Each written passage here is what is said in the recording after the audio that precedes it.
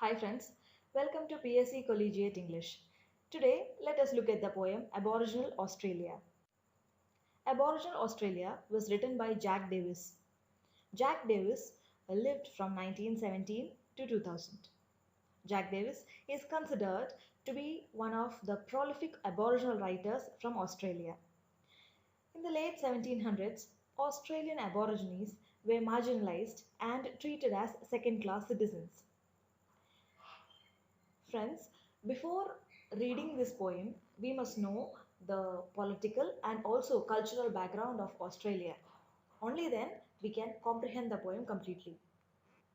During the 1900s to 1970s, Australian government authorized different agencies and religious groups to forcibly remove Aboriginal children from their parents so that they could be assimilated or absorbed by white culture.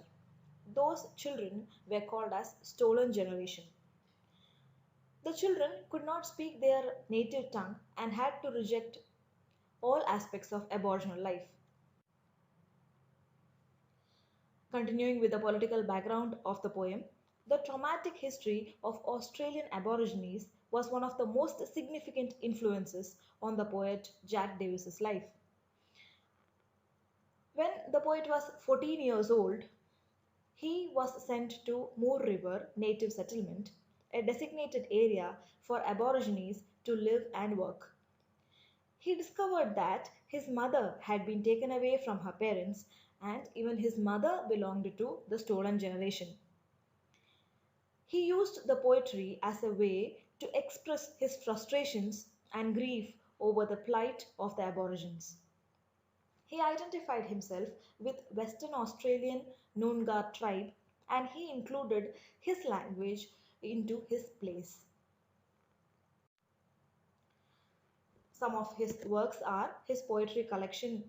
He has written he has authored two poetry collections. They are The Firstborn in 1970 and Jagardu 1978. This present poem is taken from Jagardu. Coming to the plays he has written plays like Kulark, The Dreamers, No Sugar, Barunjan, In Our Town, Honey Spot, Moore, and Leprechaun. Before proceeding to the poem, let us define the word aborigine. Merriam Webster Dictionary defines the word aborigine as a member of the original people to inhabit an area, especially as contrasted within an invading or colonizing people. It is often capitalized. The word aborigine refers to a member of any of the indigenous people of Australia. Coming to the poem, to the others, you once smiled a friendly smile, said we were kin to one another. Thus, with guile for a short while, became to me a brother. Then you swamped my May of gladness, took my children from my side, snapped shut the law book, oh my sadness, at Yirakala's plea denied. So I remember Lake George hills, the thin stick bones of people, sudden death and greed that kills, that gave you church and steeple. I cry again for Varara men, gone from kith and kind, and I wondered when I would find a pen to probe your freckled mind. I mourned again for the Murray tribe, gone too without a trace. I thought of the soldier's diatribe, the smile on the governor's face. You murdered me with rope, with gun, the massacre of my enclave. You buried me deep on McClarty's run, flung into a common grave. You propped me up with Christ, red tape, tobacco, grog, and fears, then disease and lordly rape through the brutish years. Now you primly say you are justified and sing of a nation's glory, but I think of a people crucified, the real Australian story. Now, coming to the explanation analysis, Aboriginal Australia is a poem that focuses on the European influences upon Aboriginal life, as well as it describes the oppression and death that the European population brought with them. Davis uses multiple historical references, which will be extremely obscure to all but the most knowledgeable historian. He mentions the Yirakala people, creator of the Bark Petition for Aboriginal Land Rights, the Lake George Hills Incident, a battle with the Aboriginal people over a freshwater lake, and McClarty's Run, a reference to the massacre of an Aboriginal tribe as they fled from battle. These obscure references implore the audience to find out more about the bloody foundation that modern Australia is built upon, rather than have it forgotten. Davis also uses the juxtaposition of certain lines to create clear contrast in how the indigenous Australians initially felt about European settlers to how the settlers treated the Aboriginals.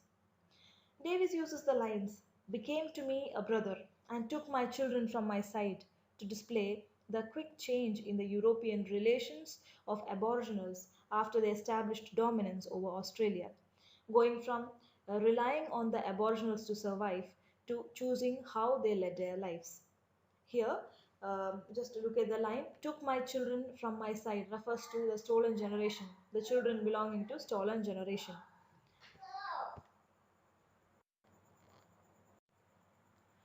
The themes used in the poems are: one is the theme of Aboriginalism. Aboriginalism means constructing Western thought in his words and using Neoga native language as a form of Aboriginal empowerment. Bob Hodge says Aboriginalism is like Orientalism, where the white society sees those of different race and culture as the other. The concept is presented as the white society needing to fix those cultural differences. Literature, as a form of activism, deals against these ideals. The poem also describes other themes like the themes of survival, how the generations had to undergo all the torments given by the European society, by the colonization of Australia. Australia was considered as a penal colony of Britain. When the jails of Britain got filled, the culprits were sent to Australia, where they had to find survival. So, the theme of this poem is survival of the Aboriginal people. There is also the concept of betrayal, the theme of betrayal mentioned by the poet. The Aboriginal people are so innocent, that is why they believed the European settlers. They believed, but the European settlers cheated on them, betrayed them. There is also a theme of mateship, friendship of Aboriginal people to the colonizers who had come there. And in the lines he says, the Aboriginals welcomed the European people as brothers, as siblings of or better human beings. But then what they did in return was to betray them, was to change their lives uh, upside down, make their living traumatic and hell. So all these themes are also discussed in this poem. Thank you.